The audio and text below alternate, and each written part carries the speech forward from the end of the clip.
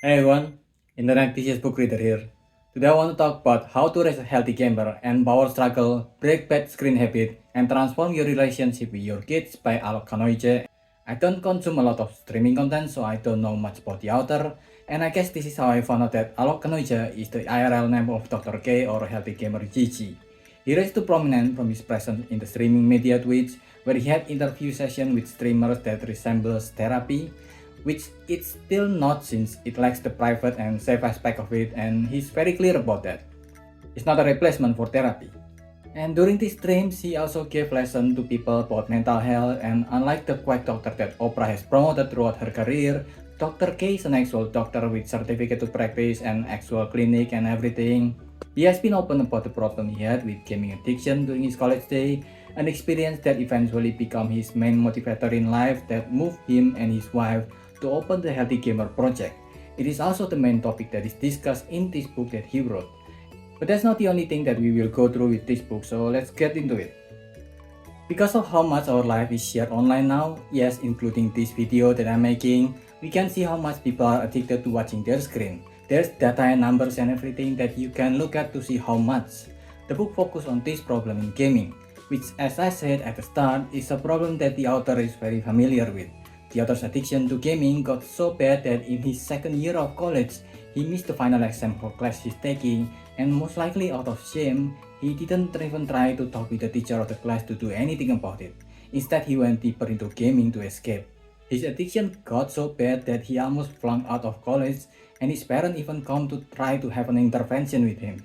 Moved by desperation, he goes to an ashram in India, a Hindu temple that is usually associated with yoga, where they practice breathing and actual mindfulness. He was so touched with his experience there that he requested to stay and become a monk there, which the ashram denied because they knew that he's just trying to escape at that point. He's not leaving anything behind if he become a monk now, so they told him to go back and experience more life first, and only after experiencing life and having things to abandon, then he can go back to become a monk if he still wanted to. So he went back to college, finished his education, and has since experienced a lot of success. His experience there and his study in college shaped him a lot. According to the ancient Thai yogic sastras, the thoughts in our mind came from two places, our sensory organ and the memory of our sensory organ. And in modern era where it is so easy for most people to get a sensory overload from TikTok, short and every other content, it is easy to get beaten down by this content. This is the same with games that are built to further overstimulate a child's mind, their colors, their sound and everything about it. It's the same tactic used in casino to cause gambling addiction, but now accessible to all ages through their screen. He had some idea on how this is a problem that people should help, so he continued his study further to med school to learn about psychiatry. And while he is learning so much there is almost no study that focus on helping gaming addiction. At that point in his life, I don't think WHO have even classified it as an addiction yet.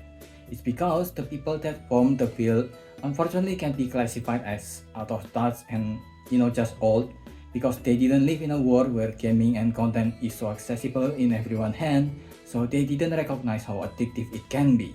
And that's when he decided to start a program to help, to reach out to people online about their gaming addiction using Reddit, Twitch, and eventually YouTube. He started finding people and getting a team of coaches to help redirect people's lives so they can find their balance in life.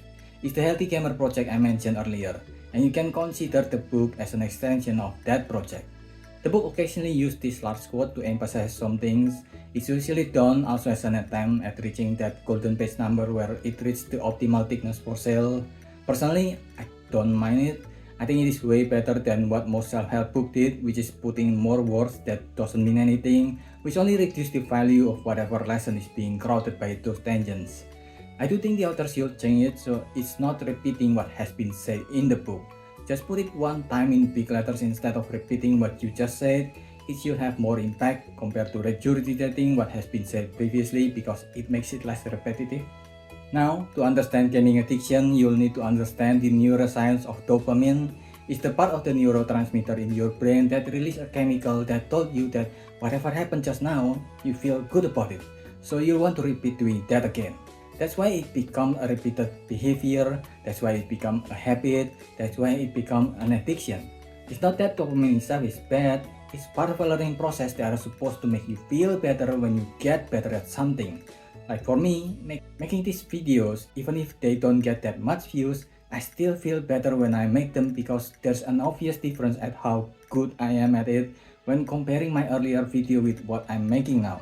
Admittedly, I'm not great, but I'm getting better in incremental steps and that gives dopamine. The problem with dopamine is that game designer has figured out ways to maximize triggering this dopamine. They knew that a constant hit of dopamine will have less effect, so they built their game in ways that only give you the dopamine occasionally once you've done something. It raises your anticipation, so when the dopamine hit, it will always hit. Again, same with gambling. And as with everything else, we adapt to most situations and build tolerance, even to dopamine. After a while, we will get used to this dopamine hit that after a while, we will feel less and less of them. And as a result, activities that are supposed to give you this dopamine, like learning things, become less fun. Game can actually shape your brain so you don't enjoy reading. It's also why when at first you are content with playing for only 1 hour, the more you play, the more 1 hour is not enough to make you content. You will need more and more hours as the addiction got worse. It's the same with watching contents. This gets worse because games is such a good escapism. You don't think about the problem you have when you're gaming, and if gaming causes more problems in your life, you can escape from these problems with even more gaming, creating a cycle that digs yourself deeper and deeper. And the same with people who are chronically online. When they escape so much into gaming, they don't learn about how to handle certain emotions since their experience to handle them is to escape to game and level up on those games instead of learning to deal and cope with those emotions in a healthy way in real life. That's why a lot of children who are chronically online throw a temper tantrum very easily and often very publicly because they put their maturity on hold. There are various studies I find that supported this since even some brain scans that I can show to the copyright also shows that the prefrontal lobes of gamers that are supposed to help with emotional maturity is developing slower than non-gamers. On the hippocampus side, part of the brain that saves all your mistakes so you don't repeat them, the one that gives you cringe when you look at the past, gaming also clouded judgments on that too. Because instead of knowing that it is a mistake that you should not repeat again, its signal is mixed with the dopamine that might tell you that it is something you just need to get good at instead of a wrong that you do that should not be repeated ever again, like hurting other people for example. And gaming is designed so intuitively to repeat the feeling of accomplishment that you had in real life, but in a much faster and challenging in a way that is easily solvable. You can find guides in game to finish the game and still get that feeling of accomplishment, while in real life, any guide people are trying to give you usually come from grifters that are trying to fool you into thinking they have the answer. Games are just that much better in giving you something to accomplish and how to accomplish them compared to real life. In real life, it took me 10 years to turn from being fat to fit. It's a struggle that took a lot of time and effort, and on a day-to-day basis, there's just no way to see the changes that my body takes. But in games, you can just spend a few minutes to level up and you can see the numbers going up. Then once you are old enough, you started to become aware that people are judging you. Yes, it is usually not that serious, but they judge you all the same. And the first time you are aware of this, it can be uncomfortable. That's why people usually try to find a safe space, whether it's online or offline, and games also provide you with that safe space. You can be someone else in game and escape from being you. You can even build a new community with people online using this new identity you made. The author have this experience and so do I. Some of the closest friends I had now is because I met them when we played games together. I'm lucky enough that the group I found have people that also operate in real life well, but it is so easy for people to meet the wrong crowd and get involved in the weirdest community online since there are people who abuse anonymity as an opportunity to be hurtful. And if you're an impressionable kid, there is a chance that you'll learn this behavior and adapt them to your life before knowing what it will cost you when you get involved with a bad crowd. That's not to say you should ban gaming from your life or your kid's life. A lot of other activities have some sort of this too much of a good thing that can make them into a bad habit, and gaming is just one of them. It's about learning and teaching how to do them responsibly. If gaming is what causes a child to fail, then make it a learning moment for them on failing instead of micromanaging their life until they cannot function independently. Just like the title of the book says, the latter part of the book focuses on parenting advice, which I think could be useful for parents. I can't test them out or make many comments about them though, since I am not a parent if it is not apparent enough.